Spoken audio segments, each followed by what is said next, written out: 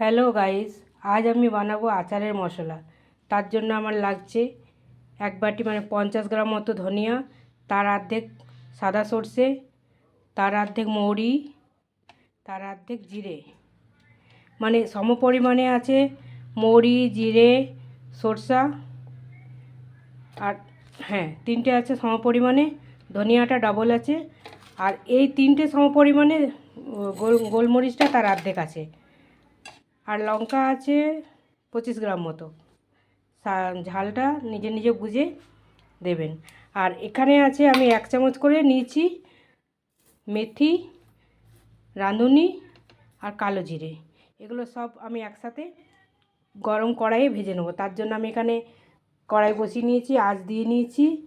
এরপর আমি আগে একটু ধনিয়াটা, যেহেতু একটু ভাজতে টাইম লাগে, এটাকে একটু আমি আগেই নেড়ে নেব।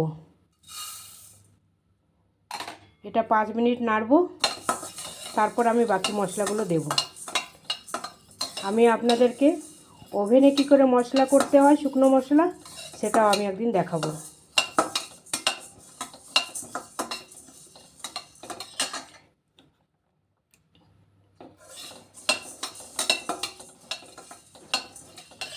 এরপর আমি দিয়ে দেবো জিরেটা। জিরে, ধনিয়া আর শুকনো লঙ্কা তিনটে আমি একসাথে ভাজবো। মিনিট 5 নাড়ার পর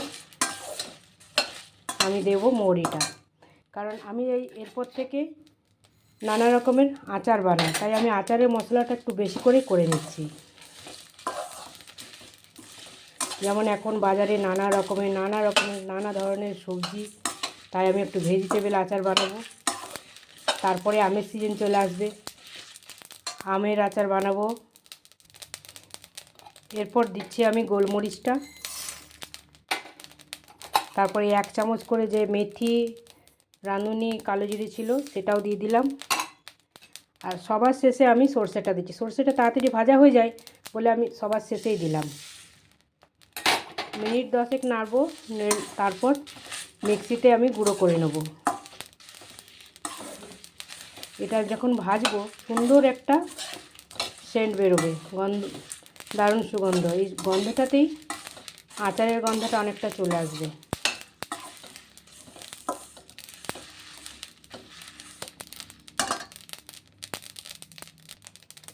প্রায় ভাজা আমার শেষের দিকে, ভাজা প্রায় হয়ে আসছে। আর একটু নাড়িয়ে নেব। দেখুন আওয়াজটা, দেখুন এইভাবে যখন ফুটফুট করে ভাজা আওয়াজটা আসবে, তখন জানবেন ভাজা হয়ে গেছে। আচারের মশলা বেশি পোড়ানোর দরকার হয় না, পোড়ালে আচারের রঙটা নষ্ট হয়ে যায়। হয়ে এসেছে। আমি এবারে এগুলো সব মিক্সিতে গুঁড়ো করে নেব।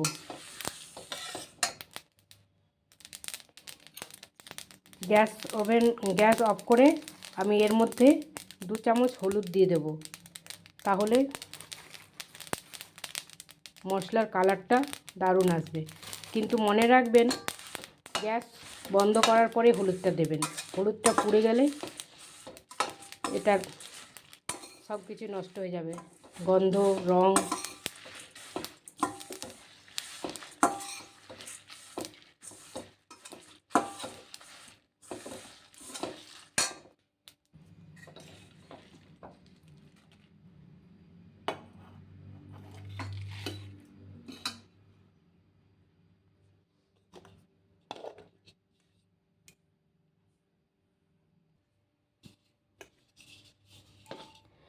দেখুন এরকম হবে মশলাটা।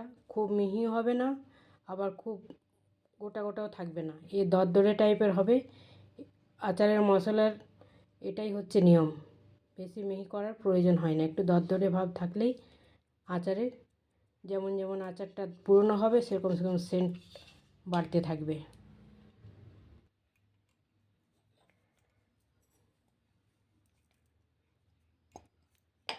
দেখতেই পাচ্ছেন কি সুন্দর হয়ে গেছে। এর বেশি আমি মিহি করব না। সব মশলাটা আমার হয়ে গেছে। দেখুন সব আমি মিশিয়ে নেব, কারণ সব সব উপকরণ একসাথে মিশে যাবে।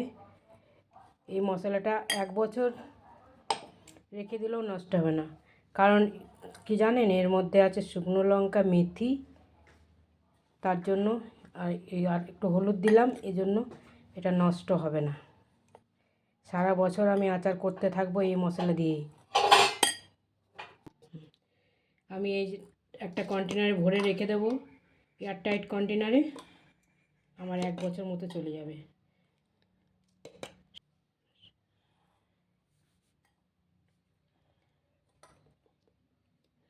হ্যালো গাইস, রমার টেবিল টেলসে আপনাদের স্বাগত। যদি আমার আচার বানানো আপনাদের ভালো লেগে থাকে, লাইক, কমেন্ট, শেয়ার আর সাবস্ক্রাইব করে দেবেন, অনুরোধ রইল। আর আমার চ্যানেল যদি আপনাদের ভালো লেগে থাকে, দেখতে থাকুন, নানা রকমের ভিডিও আপলোড করব, আপনারা দেখতে থাকুন।